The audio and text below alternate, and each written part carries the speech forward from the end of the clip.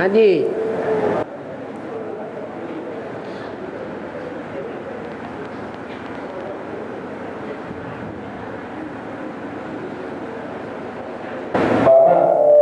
धीरे से धीरे से।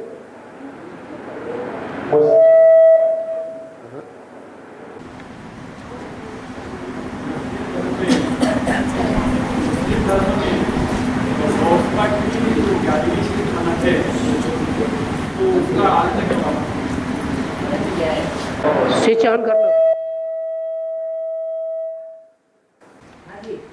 मुस्लिम धर्म में गौस पाक की 11वीं शरीफ मनाते हैं, इसका अर्थ क्या है? गौस पाक की 11वीं शरीफ, गौस पाक की 11वीं शरीफ मनाते हैं, उसका अर्थ क्या है? मुस्लिम धर्म में गौस पाक की 11वीं शरीफ मनाते हैं, उसका मुस्लिम धर्म में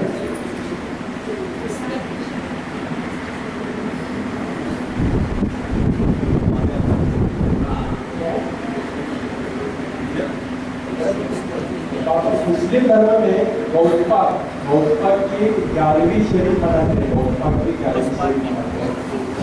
11वीं शरीफ मनाते हैं। 11वीं सदी मुस्लिम धर्म में हाँ, 11वीं शरीफ मुस्लिम धर्म में गौस पाक की 11वीं शरीफ मनाते हैं, इसका अर्थ क्या है? किसी ने सुना है?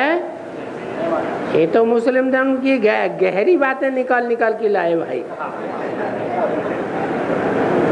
है, उसमें डिटेल बताओ। गौस पाक की 11वीं में 11 चिराग लगाते हैं। हाँ जी, और चिरागों की लोग मिठा बनाते हैं और सब लोगों को 11 बच्चों को दे देते हैं। हाँ, ये मुस्लिम धर्म की बात है। हाँ जी। हर धर्म में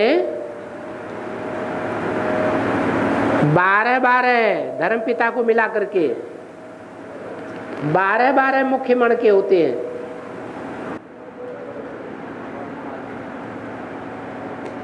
12 नेमा 108 आत्माएं हैं,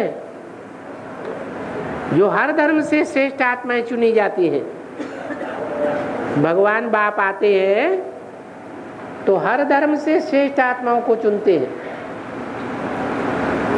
और उन श्रेष्ठ आत्माओं के आधार मूर्त और बीज रूप आत्माओं को इकट्ठा करते हैं। तो उनमें जो 12 बीज रूप आत्माएं हैं मुस्लिम धर्म में, उनमें से एक तो हो गया मुखिया धर्म पिता, बाकी कितने बचे? 11 है।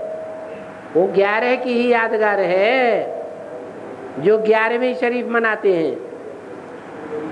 और 76 में बाप राम अवतार में प्रत्यक्ष होते हैं। 76 में बाप राम अवतार में प्रत्यक्ष होते हैं। यह सृष्टि चक्र में बताते हैं। और सतयुगी शूटिंग पीरियड में लक्ष्मी नारायण अवतार में प्रत्यक्ष होते हैं। एक बात पूछ लो पहले। 76 में बाप राम अवतार में प्रत्यक्ष होते हैं। यह सृष्टि चक्र में बताते हैं। हाँ, तो पूछना क्या है इसमें? सतयुगी माना लक्ष्मी नारायण। वो एक बात तो क्लियर होने दो। सन 76 में राम बाप वाली आत्मा जो संगम युग में नर से नारायण बनती है, उसे प्रत्यक्ष होना होता है। हाँ, तो उससे उस संबंध में पूछना क्या है?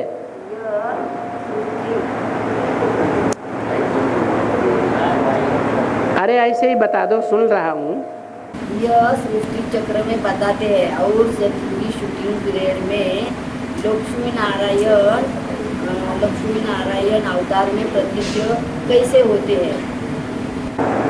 जो लक्ष्मी नारायण है संगम युग के, वो ही त्रेता में जाकर के राम बनते हैं। क्या? इसलिए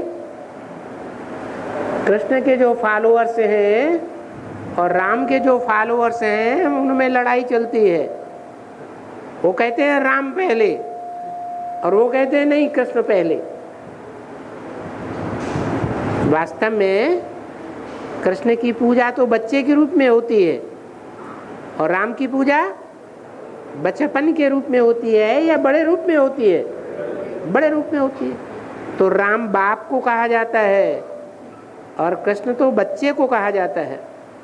संगम युग में जो निराकार राम शिव है वो साकार राम में प्रवेश करके नर को नारायण बनाता है। उस नारायण से सतयुग में कृष्ण जैसा बच्चा 16 कला संपूर्ण पैदा होता है। सतयुग में होती ही है 16 कलाएं। त्रेता में जन्म लेते लेते सुख भोगते भोगते आत्माओं की कला 2 कम हो जाती है, इसलिए त्रेता में 14 कलाएं रह जाती हैं। युग बदल जाता है। उस बदले हुए युग में भी राम वाली आत्मा फिर आगे आ जाती है। इसलिए हनुमान के लिए खास गाते हैं, चारों युगों प्रताप तुम्हारा है प्रसिद्ध जगत उजियारा। क्या इस सृष्टि में चारों युगों में, चारों युगों के आदि में राम वाली आत्मा का ही प्रताप है। चारों युग नहीं, बल्कि भगवान बाप जब संगम युग में आते हैं उसमें भी उसी आत्मा का प्रताप बढ़ता है। तो जो नारायण है संगम युग का और त्रेता का जो राम है वो एक ही आत्मा है, अलग अलग नहीं है। इसलिए बोला लक्ष्मी नारायण का जन्म कब हुआ? आज से 10 वर्ष कम 5000 वर्ष हुआ। मना 76 आता है, ये 65 की वाणी है। 76 में वो राम वाली आत्मा प्रत्यक्ष हो जाती है जो संगम युग में नारायण का पद धारण करती है। और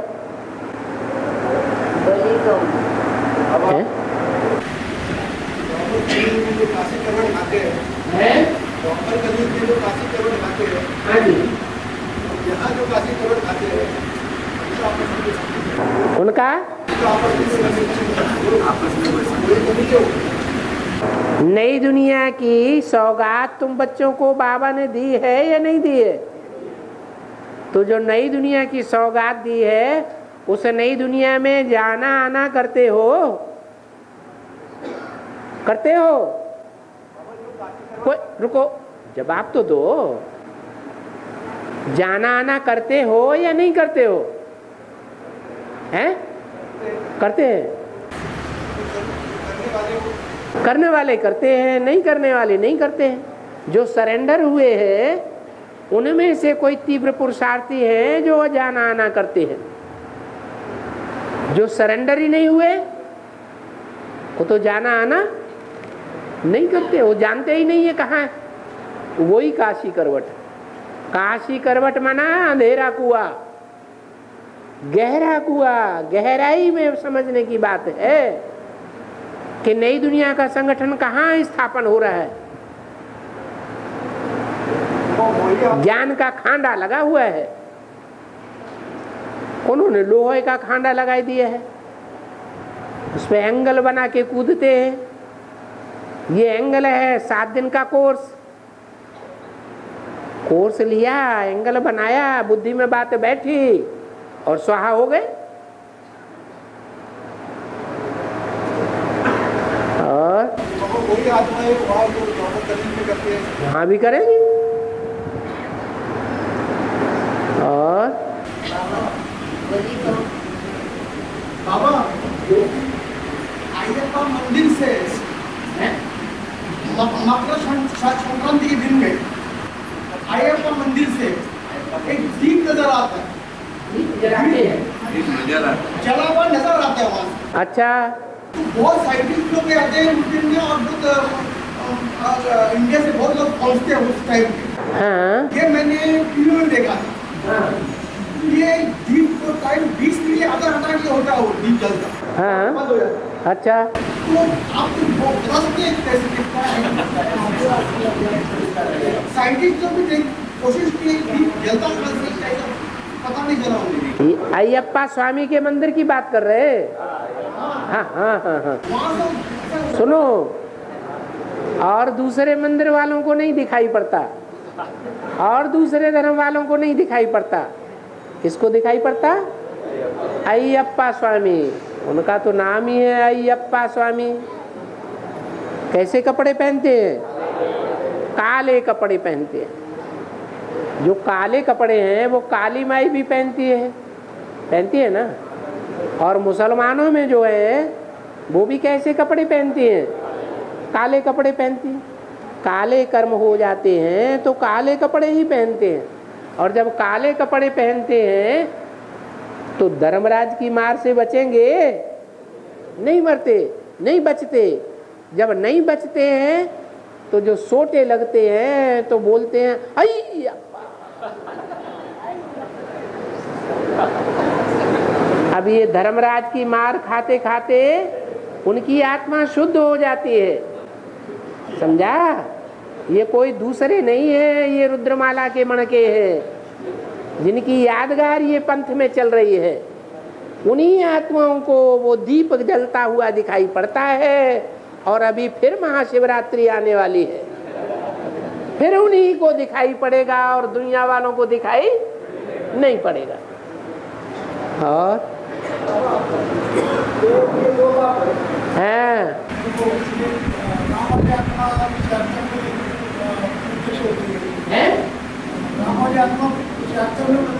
हाँ जी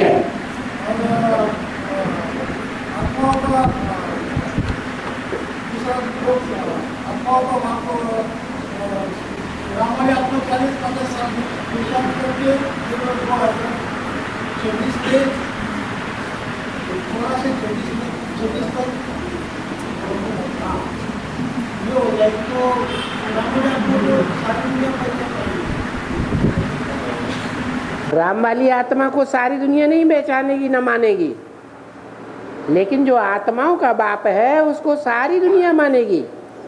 आत्माओं का बाप आत्मा है निराकार, तो आत्माओं का बाप भी निराकार, और उस निराकार को सभी धर्म वाले मानते हैं। भारतवासी साकार को भी मानते हैं और निराकार को भी मानते हैं, क्योंकि ज्ञान और ज्ञान की गहराई भारतवासियों में ज़्यादा है या विदेशियों में ज़्यादा है? भारतवासियों में गीता का ज्ञान ज़्यादा गहराई तक, नसों तक भरा हुआ है। तो ज़्यादा ज्ञान में जो गहरे घुसे हुए हैं उनकी बुद्धि इस बात में चलती है कि भगवान ने आकर के जन्नत बनाई तो कैसे बनाई। मुसलमान लोग तो कहते अल्लाह मियाँ ने ज़मीन बनाई, अल्लाह मियाँ ने आसमान बनाया, अल्लाह मियाँ ने आफताब बनाया, अल्लाह मियाँ ने चंद्रमा बनाया। अरे बनाया कैसे? वो तो निराकार है, ज्योति है, ज्योति बिंदु है, कैसे बनाया? ये बुद्धि तो चलनी चाहिए कि नहीं चलनी चाहिए? तो जिनकी बुद्धि चली उन्होंने गीता में लिखा हुआ है, व्यास जिनको भगवान कहा गया, प्रवेश तुम, मैं प्रवेश करने योग्य हूँ। गीता में एक शब्द आया है, मैं प्रवेश करने योग्य हूँ। प्रवेश तो आत्माएं भी करती हैं, फिर भगवान के लिए ये क्यों कहा गया मैं प्रवेश करने योग्य हूँ? क्योंकि भगवान निराकार, निर्विकार, निरहंकारी है। उसको देह का अहंकार होता ही नहीं, क्योंकि उसकी अपनी देह है ही नहीं। वो ऐसे कोई कर्म करता ही नहीं जो देह का बंधन बंधे, गर्भ में जन्म लेने पड़े। इसलिए भगवान तो अजन्मा है, अकर्ता है, अभोक्ता है। हाँ, वो जब किसी मनुष्य तन में प्रवेश करता है तब भोग वासना वो शरीरधारी लेता है। भगवान भोग वासना से परे है हमेशा, लेकिन कार्य कैसे करेगा नई दुनिया की स्थापना का? पुरानी दुनिया का विनाश का कार्य करने के लिए शरीर तो चाहिए, ज्ञान सुनाने के लिए मुख तो चाहिए। तो इन बातों की गहराई पर विदेशी लोग ध्यान नहीं देते। वो देह के सुखों में इतने लिप्त हो चुके हैं जन्म जन्मांतर कि देह ही देह उनको याद रहती है, भौतिक सुख ही याद रहता है। और बलि कौन बाबा है? जो बलि चढ़े, अव्वल नंबर बलि चढ़े सो बलि।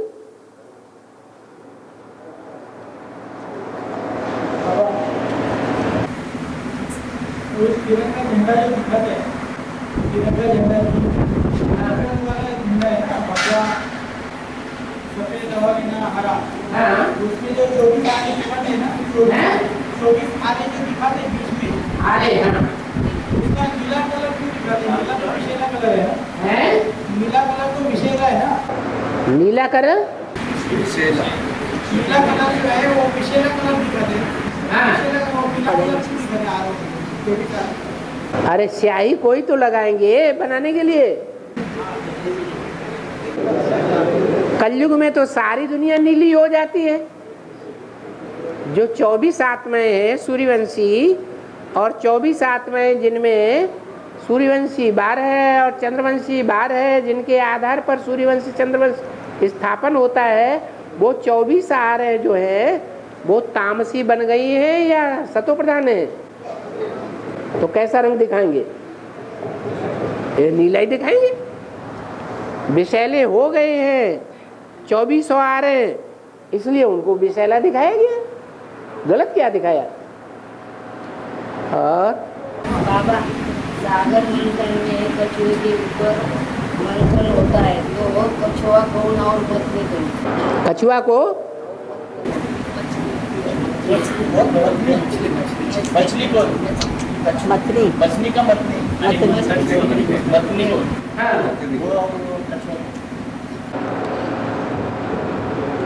कछुआ है विष्णु, जो अपनी इंद्रियों को समेटने की जिसमें शक्ति है। जब चाहे इंद्रियों से कर्म करे और जब चाहे इंद्रियों से कर्म न करे, उसकी यादगार है कछुआ। सदैव कहाँ रहता है? पानी में रहता है। उसका दूसरा नाम है नारायण। नार अयन, अयन माने घर। विष्णु को क्षीर सागर में दिखाते हैं। कोई क्षीर का सागर होता है या पानी का ही होता है? होता तो पानी का ही है, लेकिन शुद्ध ज्ञान जल है, इसलिए क्षीर सागर कह दिया। तो ज्ञान जल में निवास करने वाला है, इसलिए उसको नीचे दिखाया गया है। और उसके ऊपर मथानी रखी हुई है, मेरू पर्वत। वो मेरू पर्वत कहो, हिमालय पर्वत कहो, हिम का आलय अर्थात बर्फ का घर है। बर्फ पिघलने वाली पिघल करके बहती रहती है या जाम रहती है? जाम रहती है।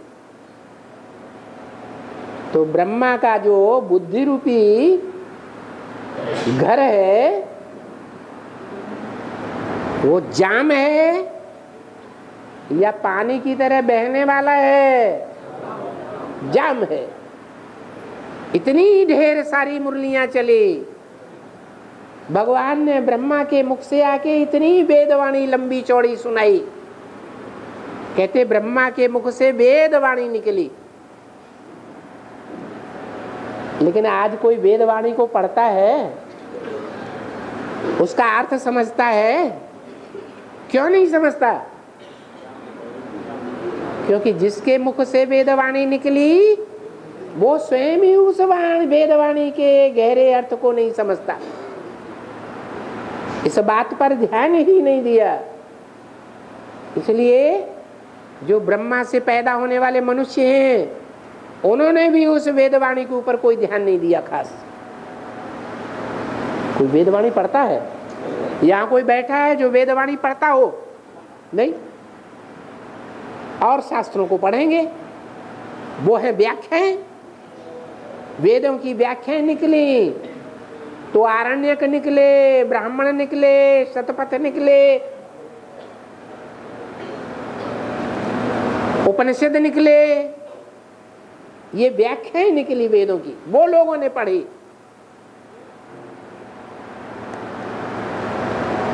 तो उसकी शूटिंग भी कहीं होती होगी। जब भगवान बाप आते हैं ब्रह्मा के मुख से वेदवाणी सुनाते हैं, उस वेदवाणी के गहरे अर्थ को कोई नहीं समझता।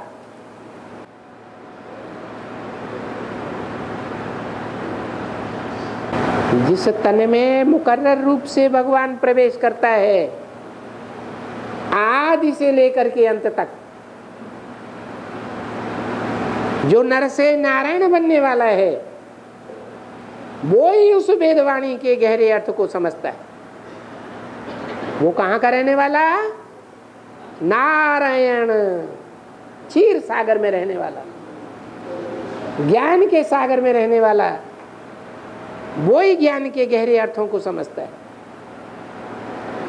समझता भी है और फिर लोग समझते भी है नंबरवार पुरुषार्थ अनुसार। तो कहने का तात्पर्य हुआ कि नारायण का ज्ञान जल बहने वाला है और ब्रह्मा का ज्ञान जल बर्फ है, जाम। उनकी बुद्धि नहीं चलती गहराइयों में। इसलिए ये दिखाया है कि वो मेरु पर्वत मथानी बनाया गया और सांप को रज्जू बनाया गया, रस्सी। क्या रस्सी माने? जो उस मथानी को बांधती है, बांध करके उसको घुमाती है।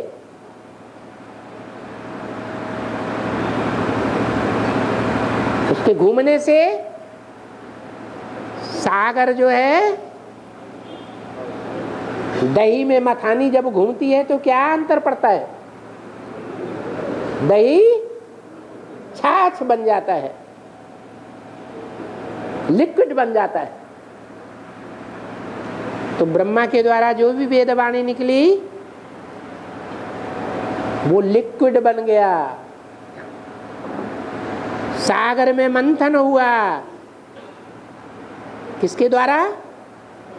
रज्जू के द्वारा, सर्प के द्वारा। वो सर्प कौन है? हैं? वासुकी, वसु। वसु माने क्या? वासुकी माने क्या? वसुदेव माने क्या? वासुदेव माने क्या?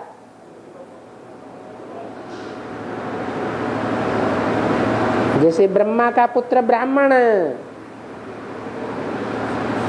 विष्णु का फॉलोअर वैष्णव, शिव का फॉलोअर शैव,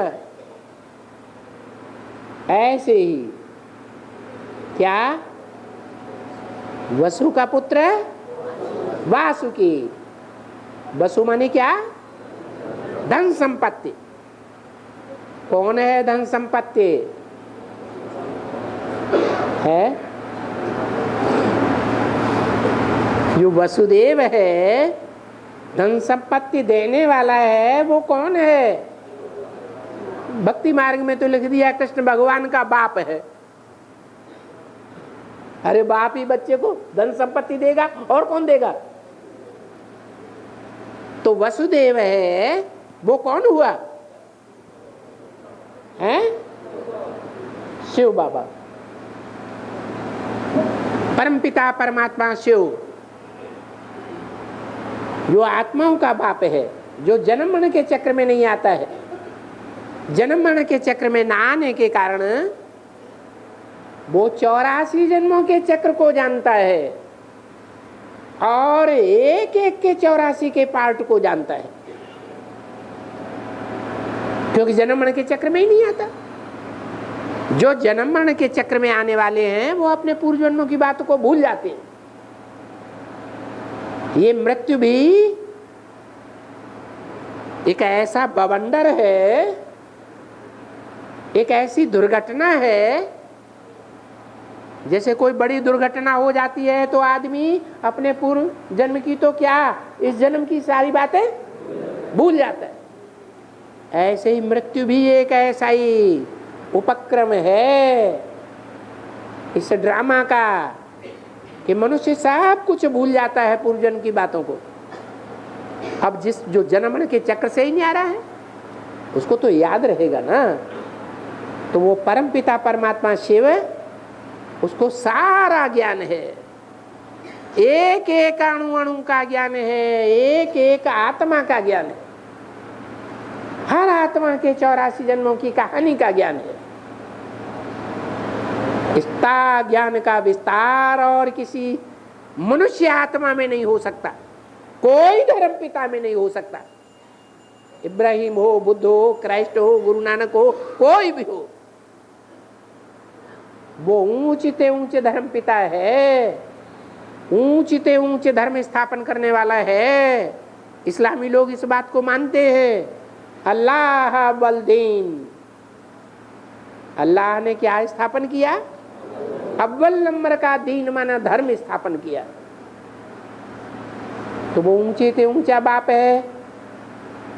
सब धर्म पिताएं उस बाप को मानते हैं। इसका मतलब कभी जाना भी होगा। ये एटम बम बनने का ही टाइम है, जब दुनिया का विनाश भी होता है, नई दुनिया की स्थापना भी होती है। उस समय सारी दुनिया को असलियत का ज्ञान होता है। कोई को कम ज्ञान होता है, कोई को ज्यादा ज्ञान होता है। अब जो जितना बड़ा पात्र, छोटा पात्र होगा तो उसमें जल कम समाया जाएगा, बड़ा पात्र होगा तो ज्यादा जल समा जाएगा। माना जिसने जितने जास्ती जन्म लिए होंगे उसमें उतना ही जास्ती ज्ञान भरा हुआ हो। जिसने ऑलराउंड इस सृष्टि में पार्ट बजाया होगा उसमें सारा ज्ञान होगा। मिलता किससे है? एक ही परमपिता परमात्मा शिव जो जन्म मरण के चक्र से न्यारा है, वो आकर के सारा ज्ञान देता है। वो परमपिता परमात्मा वसुदेव है। क्या? वसु माने ज्ञान धन संपत्ति का देने वाला है। इससे बड़ी धन संपत्ति दुनिया में और कोई होती ही नहीं। बेहद की संपत्ति देने वाला है। वो हुआ वसुदेव और उसका बच्चा वासुदेव, जिसको भगवान कृष्ण कह दिया। वासुदेव नाम भी, अथवा उसको वासुकी कह दो। क्या कह दो? वासुकी। तो वासुकी नाग रज्जु के रूप में लगाया गया है। राइट? यस। जो देवताएं हैं, देवता धर्म की आत्माएं हैं, वो भी खींचातानी कर रही है उसकी। और जो लेफ्टिस्ट असुर हैं वो भी उसको अपनी तरफ खींच रहे हैं। ये रस्साकसी चलती है। इस रस्साकसी में तो उसके गुरुओं की हालत क्या होती होगी। असुर भी खींचते और देवताएं भी खींचते। तो ये दिखाया गया है कि कछुआ है विष्णु, लक्ष्मी नारायण का कंबाइंड रूप। बाकी 4 हाथों का कोई आदमी नहीं होता है। लक्ष्मी नारायण के स्वभाव संस्कार मिलकर के एक हो जाते हैं। जो कलयुग के अंत में आकर के पति पत्नी के स्वभाव संस्कार आपस में टकराते हैं। कोई घर ऐसा है जिसमें पति पत्नी मिलकर के स्वभाव से, संकल्प से, वाचा से और कर्मणा से एक बन के रहते हो? कोई भी नहीं है। जब ऐसी स्थिति हो जाती है तब भगवान आकर के मनुष्य को क्या बनाता है? देवता। कैसा देवता? विष्णु जैसा देवता। और गोत्र का क्या अर्थ है? गोत्र क्षत्रिय, ब्राह्मण, वैश्य, इसका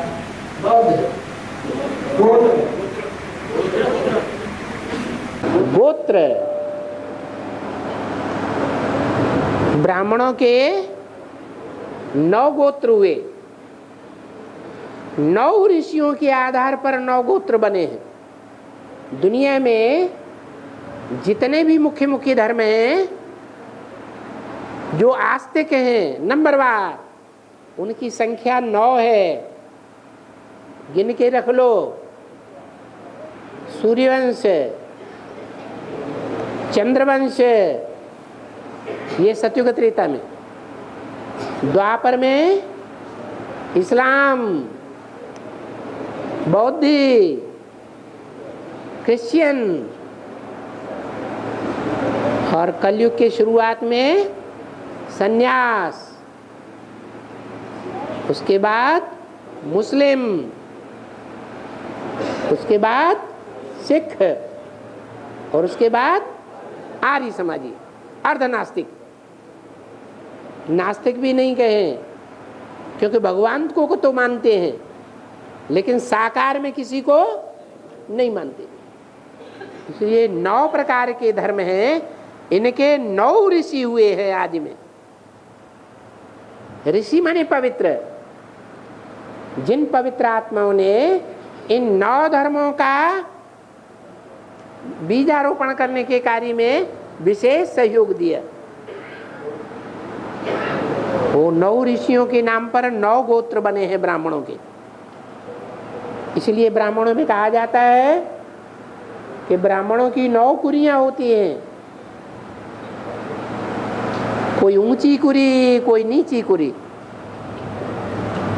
और जाने के लिए हैं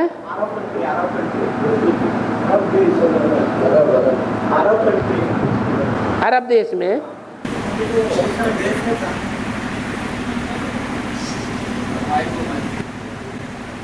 हाँ जी, यहाँ पे तेल बहुत मिलता है जमीन से। तेल, हाँ, पेट्रोल बहुत मिलता है। पानी को खरीद करना पड़ता है। इसका क्या व्यवस्था? हाँ, एक होता है पानी और एक होता है पेट्रोल। क्या पानी में ताकत है या पेट्रोल में ताकत है? हैं? पेट्रोल में ताकत ज्यादा है, पानी में उतनी ताकत नहीं है। कौन सी ताकत? भौतिक शक्ति ज्यादा है या आध्यात्मिक शक्ति ज्यादा है? बेहद में आ जाओ। पेट में रोल, पेट में रोला मचाई देने वाला, वो भौतिक है या आध्यात्मिक है? हैं? ये तो भौतिक है। बहुत सुख मानते हैं कि ये पेट्रोल बहुत सुख देने वाला है, बहुत ताकत देने वाला है। लेकिन ये कैसी ताकत देने वाला है? भौतिक ताकत देने वाला। और जल बेहद में, ज्ञान जल, ये आध्यात्मिक शक्ति देने वाला है। अधि माने अंदर, आत्मिक माने आत्मा। आत्मा के अंदर जो शक्ति मिलती है वो जल से मिलेगी या पेट्रोल से मिलेगी? जल से मिलती है। तो ज्ञान जल से शक्ति देने वाला परमपिता परमात्मा है।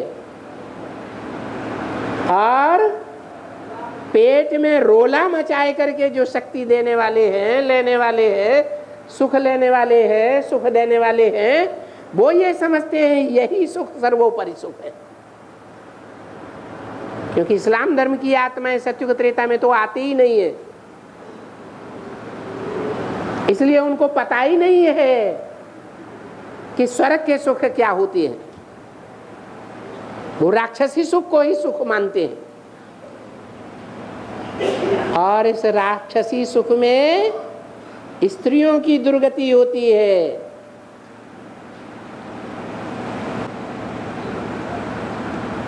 और ईश्वरीय ज्ञान क्या कहता है?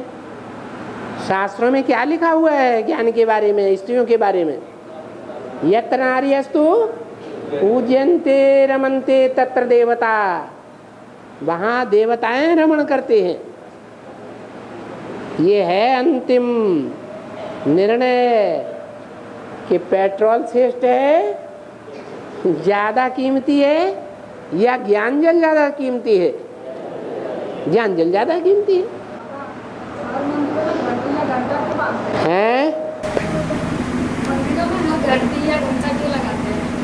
भगवान को जगाने के लिए, हे देवताओं अब सोने का टाइम नहीं है, अब जग जाओ, अब हम आ गए।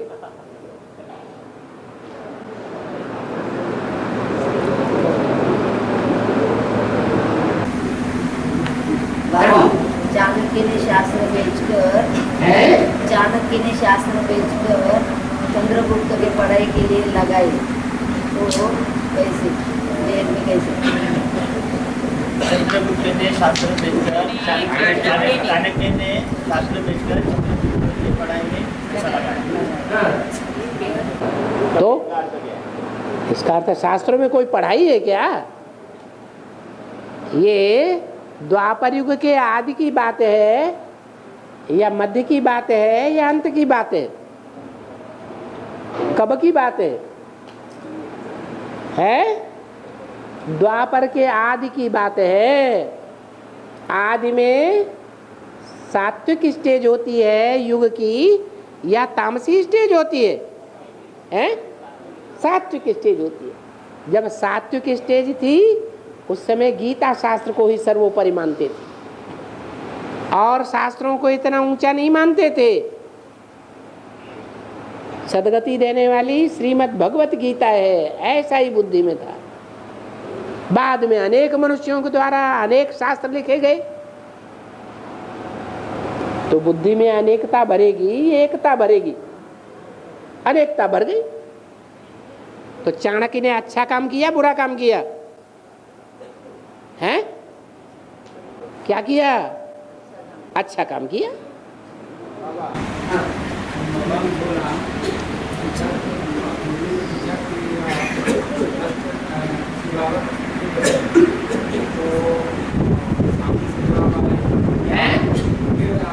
सामने से जवाब आया 8।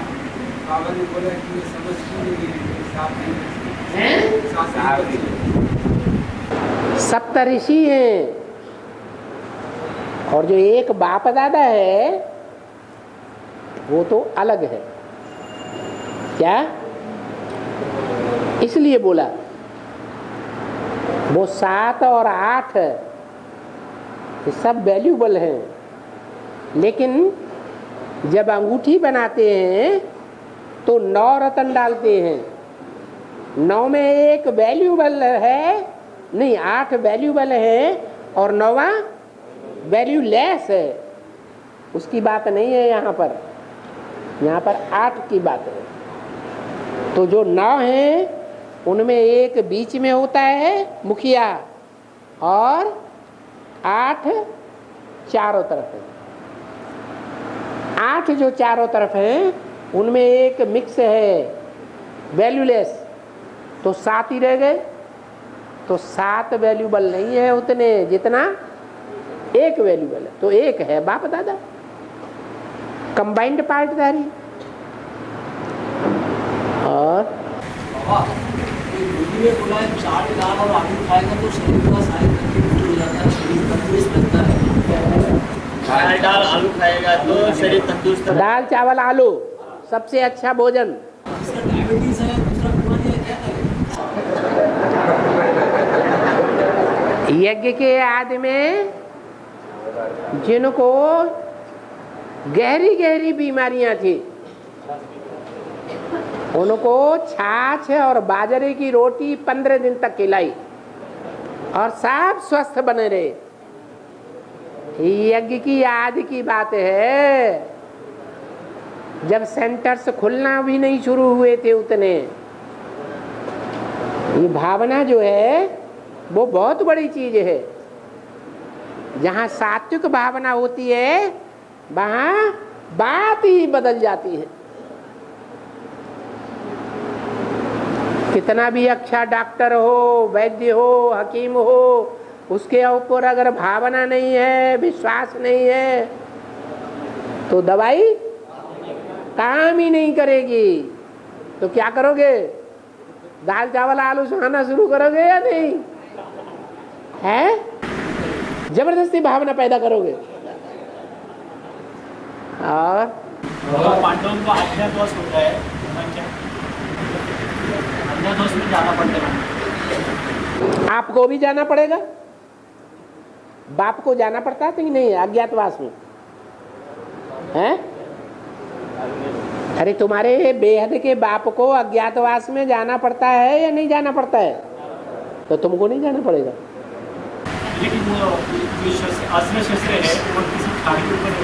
अरे अस्त्र दिखाओगे तो लोग पहचान नहीं जाएंगे, अरे ये तो वो ही है? तुम्हारा बाप पब्लिक में जाकर के ये सारे अस्त्र शस्त्र ज्ञान के दिखाएगा तो लोग पहचान नहीं जाएंगे, यही है यही है यही है। पकड़ो, नहीं पहचानेगा तो उठा के रख दो छुपा के। और हाथ उठा दो। है उसने देह अहंकार दिखाया होगा बाप को। है बाप का डायरेक्शन हो और अम्मा का डायरेक्शन हो, ज्यादा ऊंचा कौन है? अम्मा का डायरेक्शन था, लेकिन अम्मा किसके कंट्रोल में? बाप के कंट्रोल में। तो फिर बाप की मानना पड़े ना। हाँ जी। ये आपने बताया बाड़ी में कि बाप दादा ने तुम बच्चों को स्वर्ग की सौगात दी है, आना जाना करते हो ना। स्वर्ग की सौगात नहीं दी है, उल्टा पलटा मत बोलो। नई दुनिया की सौगात दी है, माना नई दुनिया का फाउंडेशन डाला गया है। नई दुनिया का जो फाउंडेशन डाला गया है उसकी सौगात तुम बच्चों को मिल गई है। हाँ तो ये तुम बच्चे आना जाना करते हो ना। हाँ ऐसा पूछा। तो आपने अभी बताया कि जो सरेंडर वर्ग है वही वहाँ पे आना जाना, कुछ लोग नहीं, उनमें भी जो श्रेष्ठ पुरुषार्थी है उन्हीं को पता है, दूसरों को पता नहीं है। बाकी जो पुरुषार्थी हैं, बाकी जो पुरुषार्थी हैं, हाँ जैसे घर गृहस्थ में रहकर पुरुषार्थ कर रहे हैं, घर गृहस्थ में से ही निकले हुए आए हुए सरेंडर हुए हैं। नहीं जो सरेंडर नहीं हुए हैं घर गृहस्थ में रहते ही पुरुषार्थ। अच्छा सरेंडर हुए हैं वो भी नहीं जानते हैं। जो सरेंडर नहीं हुए हैं वो तो यस सर्वे कमा समारंभा काम संकल्प वर्जिता, जिनके काम विकार के संकल्प पूरे नहीं है वो घर गृहस्थ को छोड़ने वाले नहीं है, चार दीवारी को छोड़ने वाले नहीं है, धंधा दौरी छोड़ने वाले नहीं है। एक ही चीज मिलेगी, या तो पवित्र धाम मिलेगा या तो अपवित्र दुनिया मिलेगी। हाँ बाबा ने क्या कहा? घर गृहस्थ में रह के, लेकिन घर गृहस्थ में रहने का मतलब ये है कि जैसे बाप बेहद का गृहस्थी है, घर गृहस्थ में रहता है लेकिन बुद्धि उपराम है या कीचड़ में दबी हुई है। बहुत सारे पुरुषार्थी ऐसे भी हैं बाबा ज्ञान में जो घर गृहस्थ में रहते हैं, उनका भी बुद्धि उपराम हो सकता है। हाँ हाँ, तो वो आना जाना कर रहे हैं। घर गृहस्थी वालों को तो घर गृहस्थ वाले भी आना जाना कर रहे हैं, ऐसी बात नहीं कि नहीं कर रहे। अच्छा, जो नहीं आना जाना कर पा रहे हैं, जो नहीं कर पा रहे हैं उनकी बुद्धि काम विकार में लिप्त है, छोड़ नहीं पा रहे हैं। वो नहीं पा रहे। हाँ, वो धंधे दौरी की दुनिया छोड़ नहीं पा रहे। बाप कहता है बच्चे मैं तुम्हारा बाप आया हुआ हूँ, तुम्हें धंधा दौरी की दुनिया का करने का क्या मतलब है। जिसकी बुद्धि में दुनिया के धंधे दौरी नहीं छूट रहे हैं उससे पाप बनेगा या नहीं बनेगा। तो पाप से मुक्त होना चाहते हैं, जो यज्ञ में सरेंडर हो जाते हैं, जो भी कर्म करेंगे यज्ञ के लिए करेंगे या दुनिया के धंधे दौरी के लिए करेंगे, तो उनके पाप बनेंगे हैं? नहीं बनेंगे।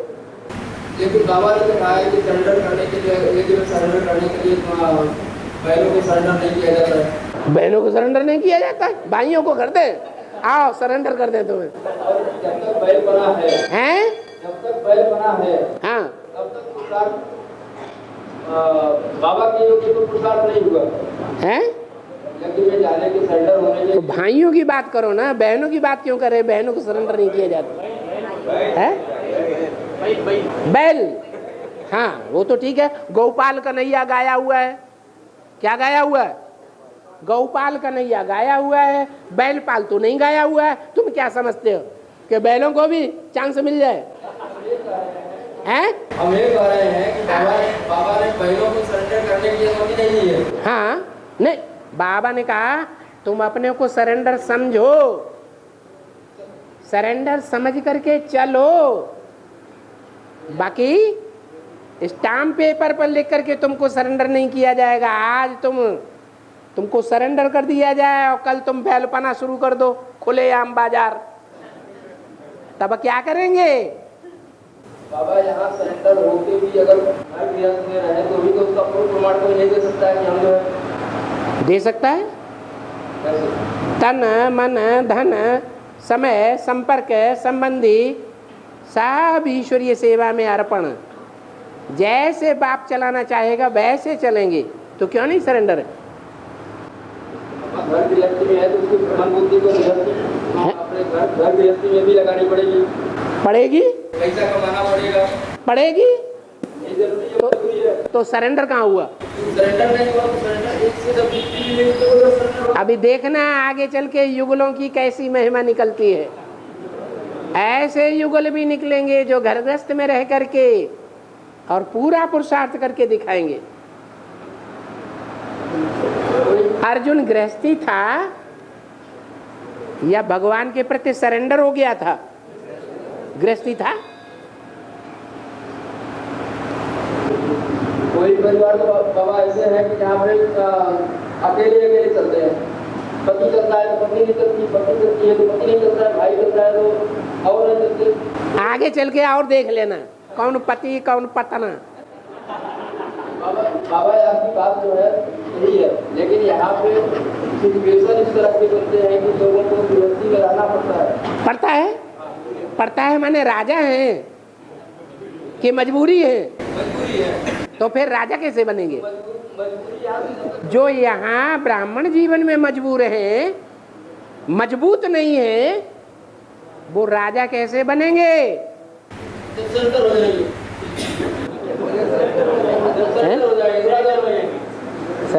हो जाएंगे माने नाक पूरी रगड़ जाएगी तब सरेंडर हो जाएंगे।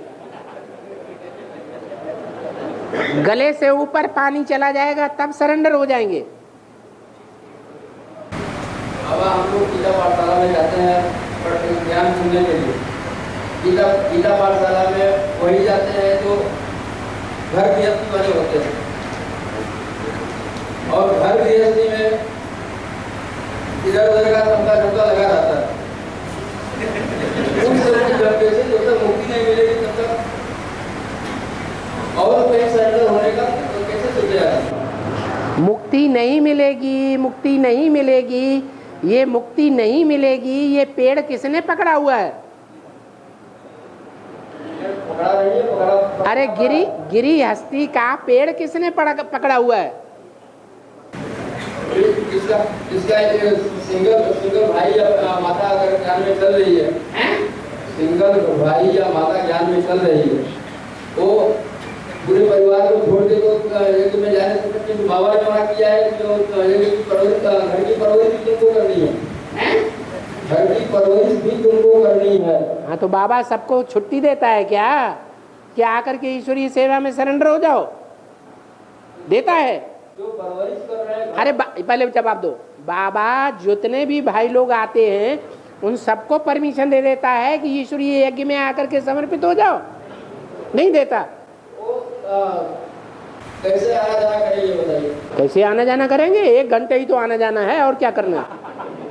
1 घंटे के पुरुषार्थ से क्या पुरुषार्थ हो रहा है हमारा? 1 घंटे 24 घंटे कर्म करो और बाप को याद करो।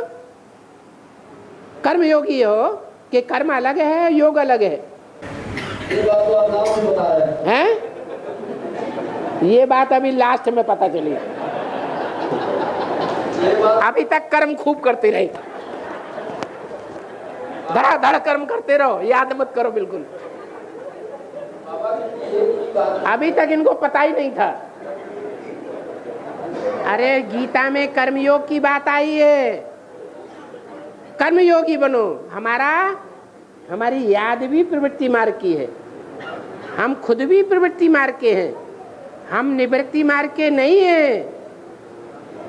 जब हमारा कर्म भी प्रवृत्ति मार्ग का है, कर्म भी करें और साथ में याद भी करें।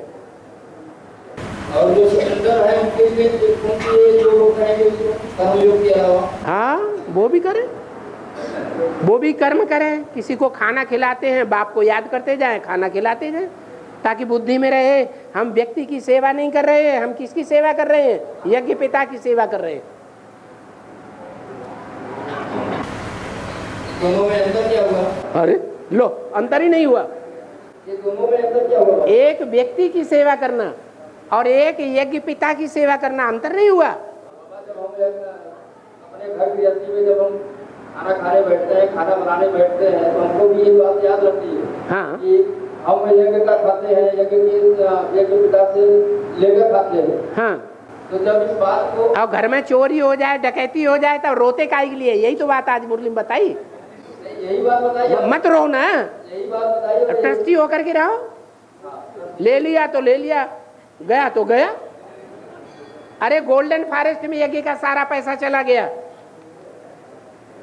चला गया ना। अब वो भगवान बाप रोएगा बैठ करके क्या? हाँ, यज्ञ का पैसा सारा चला गया।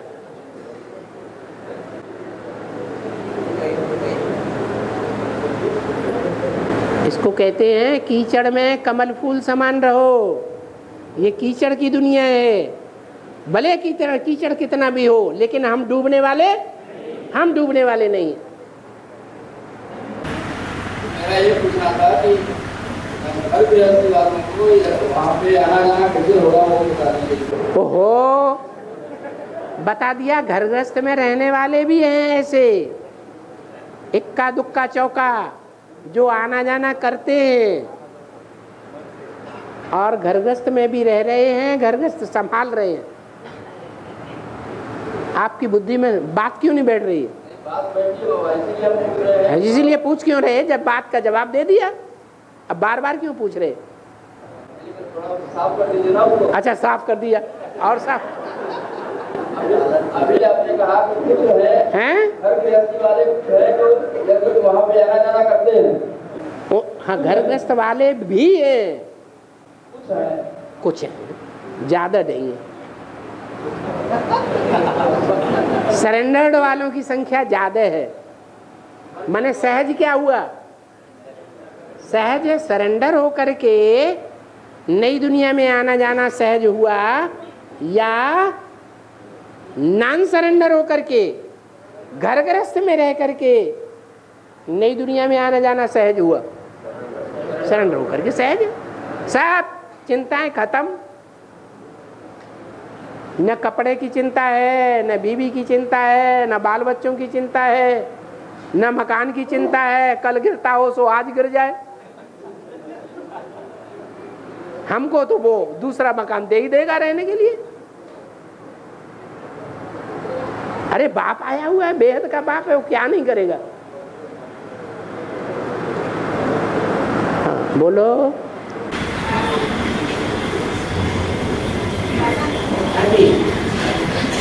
यहाँ पर्दे के पीछे है भक्ति, है यहाँ पर्दे के पीछे भक्ति है, इधर ज्ञान बीच में भगवान है। हाँ जी। तो ये ना आगे ऐसे सीन होंगे क्या सर? है आगे ऐसे ही नजारा होगा सर? कैसे? भक्ति, इधर ज्ञान बीच में भगवान। दुनिया में एक तरफ भक्ति है, दूसरी तरफ ज्ञान है, भगवान बीच में नहीं है। भक्तों को लात मार देगा क्या? मार देगा? नहीं।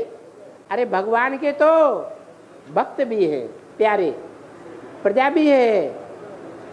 जो बाप है, वेद का बाप, उसके भक्त भी है, प्रजा भी है, उसके वारसदार भी हैं, उसके दास दासी भी हैं, उसके राज्य को चलाने वाले राज्याधिकारी भी हैं, छोटे से लेके बड़े तक परिवार भी है। नवदा भक्ति कहा गया है? नवदा भक्ति। हाँ जी, हाँ।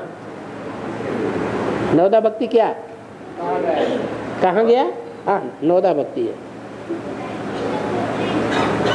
हाँ। बाबा 2014 पूरा होने आया है, 2014 पूरा होने आया है। और अभी जब याद में बैठते हैं तो मनन चिंतन की सेकेंडरी याद रहती है, बिंदुओं की याद इतनी परसेंटेज में नहीं होती है। तो फिर कैसे होगा? जितना गुड़ डालेंगे उतना मीठा होता जाएगा। ये तो आपके ऊपर है। जितना जितना ज्ञान बुद्धि में गहराई तक बैठता जाएगा, उतना उतना आगे बढ़ते जाएंगे पुरुषार्थ में। खुशी भी बढ़ती जाएगी, उमंग उत्साह भी बढ़ता जाएगा। और भक्ति में शनि को मानते हैं। इसको शनि शनि ब्राह्मण बोलते हैं कि आपको 2 महीने का शनि लगा हुआ है।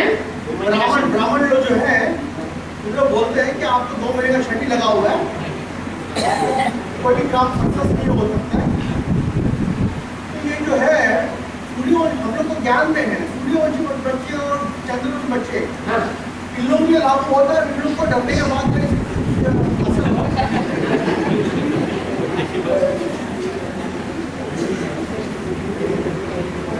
नौ धर्म है। कितने हैं? 9 धर्म है, 9 ग्रह है, 9 ब्राह्मणों की कुरियां हैं और 9 बीज हैं। तो जो 9 बीज हैं, जिनके 9 ग्रह तैयार होते हैं, उनकी शरण में जाने वाले उनकी दशा को पकड़ते हैं। मान लो कोई ने बृहस्पति की दशा पकड़ी, बृहस्पति के संरक्षण में रह रहा है, तो किसकी दशा में है? बृहस्पति की दशा में। और किसी ने सबसे नीचे की दशा पकड़ ली, राहु की, उसके संरक्षण में पहुंच गया और बाप को छोड़ दिया, तो किसकी दशा आ गई? राहु की दशा आ गई। ऐसे ही है।